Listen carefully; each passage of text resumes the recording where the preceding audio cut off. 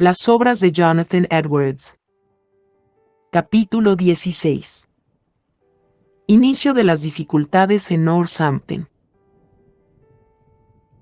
Que este mundo no es un lugar de descanso ni siquiera para los hombres más excelentes es un hecho probado por la historia de todas las épocas pasadas. Cuán pocos han estado en situaciones destacadas de utilidad pero han experimentado una variedad de amargas decepciones, que, aunque misteriosas en sí mismas, vergonzosas para quienes las han provocado y muy angustiosas para quienes han sentido su peso, no han presentado a la mente reflexiva lecciones sin importancia y han tendido a resultados poco anticipados por cualquiera de las partes relacionadas con ellos. Tampoco debería parecernos extraño que ni el mundo ni la propia Iglesia de Dios, en su actual estado imperfecto, puedan considerarse como un lugar de descanso. Todos los instrumentos empleados por Dios en la promoción de su obra han sido grandemente probados, sus trabajos se han mezclado con sus lágrimas, y no solo han sufrido su parte personal de imperfección humana, sino que han encontrado en la ignorancia, las disposiciones perversas y las prácticas impías de los demás, sus dolores más agudos. Los enemigos los han afligido, pero los amigos previstos los han herido y enfadado aún más. Sin embargo, la gracia divina les ha permitido resistir honorablemente en medio de estos peligrosos conflictos, y aunque la tormenta se ha desatado ferozmente a su alrededor, finalmente han encontrado una calma que nunca podrá ponerse en peligro. Estos colocan ante quienes lo suceden esta gran lección: que la fiel persecución del camino del deber, cualesquiera que sean sus dificultades y pruebas, terminará bien. Este es el único camino que puede repasarse con satisfacción en medio de las solemnidades de una escena agonizante. Si algún individuo hubiera esperado estar libre de una dolorosa oposición, ese era el Sr. Edwards. Si la santidad de carácter intachable, si los fervientes deseos de utilidad en todas sus variadas y deliciosas formas, y si la devoción constante a cada objeto relacionado con el bien presente y eterno del hombre, hubieran podido asegurar una satisfacción ininterrumpida aquí, cuán grande sería la medida de disfrute que han recaído en la suerte de este excelente hombre. Todo lo que era y todo lo que tenía, estaba dispuesto a sacrificarlo sobre el altar de Dios y a dedicarse al servicio de sus semejantes. No se podía descubrir en él ninguna disposición a reservarse a sí mismo, a exaltarse a sí mismo o a imponer cargas a otros que no estaba dispuesto a compartir. Sin embargo, lo acompañaron aflicciones de ningún alcance común, pero aún así podía decir: ninguna de estas cosas me conmueve, ni tengo por estimada mi vida, para terminar con gozo mi carrera y el ministerio que he recibido del Señor Jesús, de testificar el Evangelio de la gracia de Dios. Durante muchos años, el Sr. Edwards estuvo inusualmente feliz con la estima y el amor de su pueblo, y durante ese periodo existía la mayor perspectiva de que viviría y moriría en el mismo estado de armonía. Estaba tan admirablemente calificado para el desempeño de sus deberes oficiales y tan fiel en el desempeño real de ellos, que probablemente fue el último ministro en Nueva Inglaterra, a quien se habría pensado que probablemente sería rechazado y rechazado por la gente de su pueblo. Su bondad uniforme y la de la señora Edwards se habían ganado su afecto, y la piedad ejemplar de ambos había asegurado su confianza. Sus muy capaces y originales exhibiciones de la verdad en el Sabbat habían iluminado sus entendimientos y sus conciencias. Sus obras publicadas le habían granjeado una reputación de talento poderoso, tanto en Europa como en América, lo que lo dejó sin competencia. Ni en las colonias, ni en la madre patria sus labores habían sido notablemente bendecidas. Había sido el medio para reunir una de las iglesias más grandes de la tierra. Y de aquellos miembros que tenían alguna evidencia real de su propia piedad, la gran masa atribuyó su conversión a su instrumento. Pero lo ocurrido nos enseña la inestabilidad de todas las cosas terrenales y demuestra cuán incompetentes somos para calcular esas consecuencias que dependen de una causa tan incierta y cambiante como la voluntad del hombre. En el año 1744, unos 6 años antes de la separación definitiva, se informó al Sr. Edwards que algunos jóvenes de la ciudad, que eran miembros de la iglesia, tenían en su poder libros licenciosos que empleaban para promover conversaciones obscenas entre los jóvenes. Gente en casa, tras más averiguaciones con varias personas, declararon que habían oído a uno y otro de ellos de vez en cuando hablar obscenamente, como a lo que fueron conducidos a leer libros de este carácter grosero que tenían en circulación entre ellos. Sobre la base de las pruebas así presentadas, el señor Edwards pensó que los hermanos de la iglesia deberían investigar el asunto, y para presentárselo, predicó un sermón con base en Hebreos 12:15 al 10. ¿Qué dice? Mirad bien, para que nadie deje de alcanzar la gracia de Dios, para que no brote de vosotros raíz de amargura que os turbe y por eso muchos se contaminen, para que no haya algún fornicario o profano, como Esaú, que por un bocado de carne vendía su derecho de nacimiento. Después del sermón, pidió a los hermanos de la iglesia que esperaran un poco. Antes de retirarse, les dijo la información que había recibido, y les preguntó formalmente si la iglesia, basándose en la evidencia que tenían ante ellos, consideraba apropiado tomar alguna medida para examinar el asunto. Los miembros de la iglesia, de común acuerdo y con mucho celo, manifestaron que había opinión que debía ser investigada. A continuación, él procedió a elegir a varias personas como comité de investigación para ayudar a su pastor a examinar el asunto. Después de esto, el señor Edwards fijó la hora para que el comité de la iglesia se reuniera en su casa, y luego leyó en la iglesia una lista de los nombres de los jóvenes que deseaba que vinieran a su casa al mismo tiempo. Algunos de aquellos cuyos nombres fueron así leídos, eran los acusados, y algunos eran testigos. No obstante, por mero olvido o inadvertencia de su parte, no declaró a la iglesia en cuál de estos dos grupos estaba incluido algún individuo en particular, o en qué carácter se le pidió que se reuniera con el comité, es decir, ya sea como uno de los acusados, o como testigos. Cuando se publicaron los nombres, parecía que había muy pocas familias importantes en la ciudad, a las cuales algunas de las personas nombradas no pertenecían o no estaban relacionadas.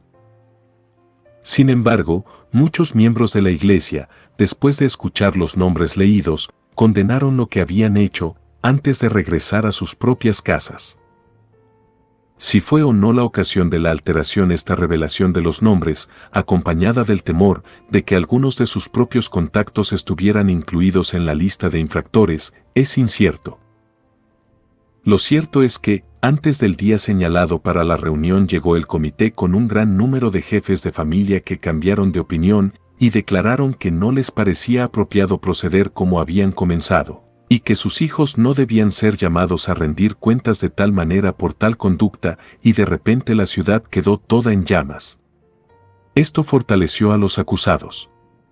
Algunos se negaron a comparecer, y otros que sí aparecieron, se comportaron con gran grado de insolencia y desprecio de la autoridad de la iglesia. Poco o nada se podía hacer más con relación a ese asunto. Esta fue la ocasión para debilitar las manos del señor Edwards en el trabajo del ministerio, especialmente entre los jóvenes, con quienes, por este medio, perdió grandemente su influencia. Este hecho pareció en gran medida poner fin a su utilidad en Northampton y sin duda sentó las bases para su destitución. Este incidente que acabo de narrar también ayudará a explicar para comprender mejor los sorprendentes acontecimientos que estamos a punto de informar a continuación. Ciertamente no tuvo ningún gran éxito visible después de esto. Las influencias del Espíritu Santo fueron principalmente retenidas y la estupidez y la mentalidad mundana aumentaron mucho entre ellos.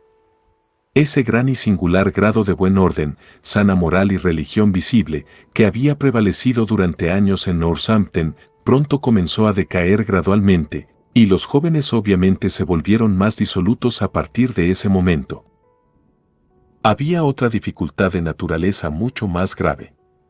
La iglesia de Northampton, como las otras iglesias primitivas de Nueva Inglaterra, se formó según el plan de comunión estricta. En otras palabras, nadie era admitido a la cena del Señor, excepto aquellos que, después del debido examen, eran considerados personas regeneradas. Tal fue la práctica uniforme de la Iglesia desde su formación durante el ministerio del Sr. Mather y durante un periodo considerable después del asentamiento del Sr. Stoddard, el abuelo y predecesor del Sr. Edwards. El señor Stoddard abogó públicamente por un cambio en sus opiniones en 1704, cuando había estado en el ministerio en Northampton 32 años, y abogó en ese momento por introducir un cambio correspondiente en la práctica de la Iglesia. Luego declaró, en el lenguaje del Dr. Hopkins, de la opinión de que las personas inconversas, consideradas como tales, tenían derecho, ante los ojos de Dios, o por su designación, al sacramento de la Cena del Señor, que por ello era su deber llegar a esa ordenanza, aunque sabían que no tenían verdadera bondad ni santidad evangélica. Sostuvo que el cristianismo visible no consiste en una profesión o apariencia de aquello en lo que consiste la verdadera santidad o el cristianismo real, que, por lo tanto, la profesión que las personas hacen para ser recibidas como miembros visibles de la Iglesia de Cristo no debe ser tal que exprese o implique un cumplimiento real o consentimiento a los términos de este pacto de gracia, o el abrazar de todo corazón el Evangelio. Para que aquellos que realmente rechazan a Jesucristo y tienen aversión al camino evangélico de salvación en sus corazones y saben que esto es cierto para ellos mismos, puedan hacer la profesión sin mentira ni hipocresía, sobre el principio de que consideran el sacramento como una ordenanza de conversión y participan de él con la esperanza de obtener la conversión. Él formó una breve profesión para que las personas la hicieran a fin de ser admitidas en la Iglesia y al sacramento, en estos términos. Al principio, cuando el señor Stoddard inició esta práctica causó gran revuelo en el país, y se opuso, por considerar que introducía algo contrario a los principios y la práctica de casi todas las iglesias de Nueva Inglaterra, y el asunto fue públicamente controvertido entre él y el Dr. Hyde Mather de Northampton. Sin embargo, gracias a la gran influencia del señor Stoddard sobre la gente de Northampton, se introdujo allí, aunque no sin oposición. Poco a poco se extendió mucho entre los ministros y la gente de ese condado y de otras partes de Nueva Inglaterra. Cuando el señor Edwards fue establecido en Northampton en el año 1727, esta alteración en las calificaciones requeridas para la admisión a la Iglesia ya había estado en funcionamiento durante 22 o 23 años, un periodo durante el cual el gran cuerpo de los miembros de cualquier iglesia sufre cambios. Este laxo plan de admisión nunca ha sido adoptado por una iglesia, durante un periodo de tiempo considerable, sin introducir una gran proporción de miembros que carecen de piedad. Y aunque el señor Stoddard era en otros aspectos un ministro tan fiel y tan verdaderamente deseoso de la conversión y salvación de su pueblo, no cabe duda de que tal debe haber sido el resultado durante un periodo tan largo en la iglesia de Northampton. El señor Edwards, observa el Dr. Hopkins, tuvo algunas dudas sobre este asunto cuando se estableció por primera vez en Northampton, pero no recibió tal grado de convicción que le impidiera adoptarlo con buena conciencia durante algunos años. Pero al final sus dudas aumentaron, lo que lo impulsó a examinarlo a fondo, escudriñando las escrituras y leyendo los libros que se escribieron sobre el tema. El resultado fue una plena convicción de que estaba mal y de que no podía mantener la práctica con la conciencia tranquila. Estaba plenamente convencido de que ser un cristiano visible era revestir la visibilidad o apariencia de un verdadero cristiano, que una profesión de cristianismo era una profesión de aquello en lo que consiste el verdadero cristianismo, y por lo tanto, ninguna persona que rechazara a Cristo en su corazón podría hacer tal profesión consistentemente con la verdad. Y así como la ordenanza de la Cena del Señor fue instituida solo para los cristianos visibles y profesantes, nadie excepto aquellos que son verdaderos cristianos tiene derecho, a los ojos de Dios, a venir a esa ordenanza. Y, en consecuencia, que nadie debe ser admitidos en él, quienes no hacen profesión de verdadero cristianismo, y así pueden ser recibidos, en un juicio de caridad, como verdaderos amigos de Jesucristo. Cuando los sentimientos del señor Edwards se hicieron públicos en la primavera del año 1749, se ofendieron mucho, y la ciudad se sumió en un gran fermento, y antes de que se le escuchara en su propia defensa, o de que muchos supieran cuáles eran sus principios, el clamor general fue que se le destituyera, por considerarlo lo único que lo satisfaría. Esto fue evidente por el tenor de la conducta de ellos, ya que descuidaron y se opusieron a los medios más adecuados para considerar con calma y, por lo tanto, comprender completamente el asunto en disputa. Ellos persistieron en negarse a atender lo que el señor Edwards tenía que decir en defensa de sus principios. Desde el principio hasta el final, se opusieron a las medidas que tenían la mejor tendencia a comprometer y solucionar la dificultad, y con mucho celo persiguieron a aquellos que estaban calculados para hacer una separación segura y rápida. El señor Edwards pensó en predicar sobre el tema para que supieran cuáles eran sus sentimientos y las razones de ellos, de ambos. Era consciente de que la mayoría los ignoraba bastante, antes de tomar cualquier medida para una separación. Pero para no hacer nada que aumentara el tumulto, primero propuso el asunto al comité permanente de la iglesia, suponiendo que si entraba en el tema públicamente con el consentimiento de ellos, evitaría las malas consecuencias que de otro modo temía que se producirían. Pero la mayoría de ellos se opuso enérgicamente. Ante esto, el señor Edwards abandonó por el momento esa idea, como quien, en tales circunstancias, prefiere apagar que avivar el fuego a mayor altura, que responder a los buenos fines propuestos. El señor Edwards era consciente de que sus principios no eran comprendidos, sino tergiversados en todo el país, y al ver que su gente era demasiado afectuosa y tranquila para atender el asunto en controversia, propuso imprimir lo que tenía que decir sobre el punto, ya que parecía la única manera que le quedaba para tener una audiencia justa. En consecuencia, su pueblo consintió en posponer la convocatoria de un concilio hasta que se publicara lo que debía escribir. Con este punto de vista, comenzó inmediatamente a preparar una declaración y una defensa de sus propios sentimientos, y a finales de abril, aproximadamente 2 meses después de su comienzo, la envió a la prensa, un ejemplo de rapidez de composición casi sin igual en un individuo que estaba a la vez ocupado por los deberes de una extensa parroquia y envuelto en las vergüenzas de una controversia de lo más desconcertante. A pesar de los esfuerzos del señor Edwards, la impresión de la obra no se completó hasta agosto. La obra se tituló Una humilde investigación sobre las reglas de la palabra de Dios, relativas a los requisitos necesarios para una posición completa y una comunión plena en la Iglesia cristiana visible. Este texto contiene una discusión sobre la cuestión agitada entre él y su pueblo. Es decir, ¿deben ser admitidas a la plena comunión en la Iglesia cristiana algunas personas que, a los ojos de un juicio razonable, son verdaderamente cristianos? Fue una discusión tan exhaustiva y concluyente que ha sido el trabajo estándar con los teólogos evangélicos desde ese momento hasta el presente. Fue una consideración muy dolorosa para el señor Edwards que, si bien las circunstancias en las que se encontraba lo obligaban a declarar sus sentimientos a la prensa y el apelar a los eruditos, la producción de un hombre tan amado y venerado en Northampton, tan respetado en toda Nueva Inglaterra, por sus propios colegas también y su propio abuelo, fueron el trabajo, y el único trabajo respetable, en el lado opuesto de la cuestión, que debería estar obligado a examinar públicamente y refutar. Sin embargo, él mismo hizo explicación sobre sus sentimientos relacionados al tema. Dijo: Esta publicación está lejos de ser una circunstancia agradable para mí, ya que va en contra de lo que mi honorable abuelo sostuvo enérgicamente, tanto desde el púlpito como desde la prensa.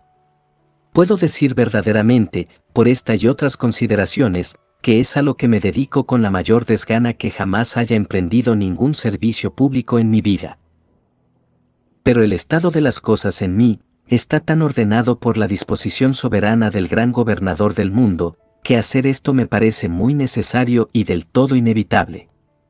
Soy consciente de que no solo está en juego el interés de la religión en este asunto, sino que mi propia reputación, mi utilidad futura y mi propia subsistencia. Mi vida y cargo pastoral parecen depender de que me abra y defienda agradable y libremente mis principios y conducta. El hacerlo desde la prensa es la única manera que tengo para expresar y justificar mi opinión para cualquier propósito. Ante un país que está lleno de ruido, tergiversaciones y muchas censuras sobre este asunto, incluso mi propia gente, ya que todos serían plenamente sensatos si supieran el estado exacto del caso. Sobre estas cosas prefiero guardar silencio en este momento. Pienso que no es necesario, ni quizás conveniente, que yo publique esto al mundo. Pero he llegado a esta necesidad en la divina providencia, por tal situación de cosas y coincidencia de circunstancias y acontecimientos. Fin del comentario.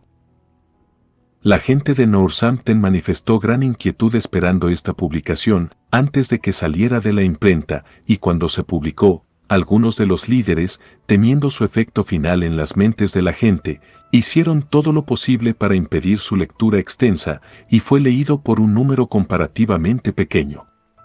Algunos de los que lo leyeron, con un carácter más frío y desapasionado, dudaron de si ellos no se habían equivocado. El Dr. Hopkins hace una observación y dice que el Sr. Edwards, al ser consciente de que su tratado había sido leído por muy pocas personas, renovó su propuesta de predicar sobre el tema, y en una reunión de los hermanos en la iglesia, solicitó el consentimiento de ellos en los siguientes términos.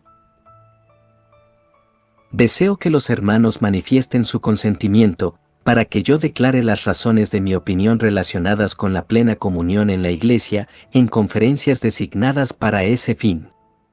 No como un acto de autoridad, o como poner el poder de declarar fuera de mis manos a todo el consejo de Dios, sino por motivos de paz, y para evitar ocasiones de conflicto.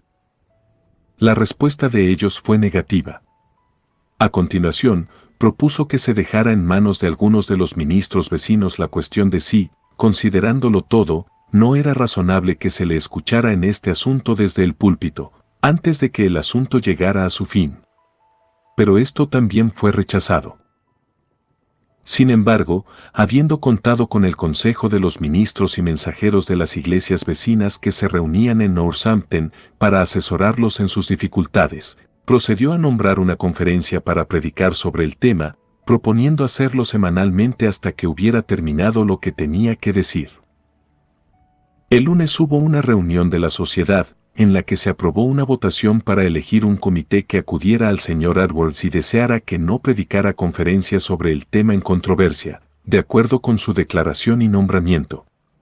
Como consecuencia de lo cual un comité de 3 hombres, elegidos para tal fin, lo atendió.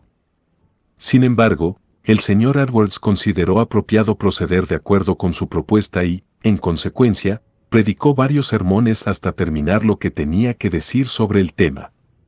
A estas conferencias asistieron muy pocas personas de su propia gente, pero acudieron a ellos un gran número de extranjeros de los pueblos vecinos, tantos que constituían más de la mitad de la congregación.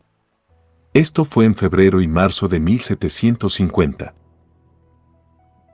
La convocatoria de un consejo decisivo para determinar el asunto de la diferencia fue ahora más particularmente atendida por ambas partes. El Sr. Edwards había insistido antes, de vez en cuando, en que de ningún modo estaban maduros para semejante procedimiento, ya que todavía no le habían dado una audiencia justa, por lo que tal vez la necesidad de tal consejo sería reemplazada. Observó que era sumamente impropio manejar asuntos religiosos de la mayor importancia en medio de un fermento y tumulto, que deberían manejarse con gran solemnidad, profunda humillación, sumisión a los terribles seños fruncidos del cielo, humilde dependencia de Dios, con fervor oración y súplica a Él. Por lo tanto, que ellos se ocuparan de un asunto como lo hicieron, sería una gran deshonra para Dios y la religión, de tal manera que un pueblo así no puede esperar una bendición. Así, habiendo utilizado todos los medios para lograr un temperamento tranquilo y caritativo sin efecto, consintió en que se convocara un concilio decisivo sin más demora. Pero la elección de un consejo planteó dificultades que durante algún tiempo fueron insuperables. Se acordó que el consejo sería elegido mutuamente, una mitad por el pastor y la otra mitad por la iglesia, pero el pueblo insistió en que él debería limitarse al condado para su elección. El Sr. Edwards pensó que esto era una restricción irrazonable para él, ya que se sabía que los ministros y las iglesias de ese condado estaban casi universalmente en contra de él en la controversia. De hecho, no suponía que la tarea del consejo propuesto sería determinar si su opinión era correcta o no, pero si se podría idear alguna forma posible para lograr un acuerdo entre el pastor y el pueblo, y usar su sabiduría y esfuerzo para lograrlo. Y si consideraban que esto era impracticable, debían determinar si ya se había intentado hacer lo que en justicia debía hacerse, de modo que ninguna de las partes interesadas pudiera exigir nada más antes de que se produjera la separación. Y si era destituido por ellos, sería asunto suyo exponer al mundo de qué manera y por qué motivo fue destituido. Todas las cuales eran cuestiones de gran importancia para él y requerían jueces rectos e imparciales. Ahora bien, considerando la gran influencia que tiene una diferencia en las opiniones religiosas para perjudicar a los hombres unos contra otros, y la estrecha conexión del punto en el que la mayoría de los ministros e iglesias del condado diferían de él con el asunto a juzgar, él no creía que se les pudiera considerar razonablemente jueces tan imparciales, como para dejar el asunto enteramente en sus manos. Además, pensaba que el caso, siendo tan nuevo y extraordinario, requería los jueces más capaces del país. Por estas y algunas otras razones que ofreció, insistió en la libertad de salir del condado para aquellos miembros del consejo propuesto entre los cuales tendría elección. A esto el pueblo se opuso enérgica y obstinadamente. Finalmente acordaron dejar el asunto a un consejo formado por los ministros y mensajeros de las 5 iglesias vecinas, quienes, después de reunirse 2 veces y debatir ampliamente el caso ante ellos, estaban igualmente divididos y, por lo tanto, dejaron el asunto sin determinar. Sin embargo, todos estuvieron de acuerdo en que el señor Edwards debería tener libertad para salir del condado para asistir a algunas reuniones del consejo. Y en la siguiente reunión de la iglesia, que fue el 26 de marzo, el señor Edwards se ofreció a unirse a ellos para convocar un concilio, si es que consentían en que él eligiera 2 de las iglesias fuera del condado. En la facilidad del concilio consistía de solo 10 iglesias. Sin embargo, la iglesia se negó repetidamente a cumplir con esto, en una reunión tras otra, y procedió a avisar a una reunión de la iglesia y elegir un moderador para poder actuar sin su pastor. Pero para pasar por alto muchos detalles, en una reunión de la iglesia, advertidos por su pastor, el 3 de mayo, votaron su consentimiento a su propuesta de salir del condado para 2 de las iglesias a las que debían postularse. Y luego procedieron a elegir los 10 ministros e iglesias de los que debería estar compuesto el concilio.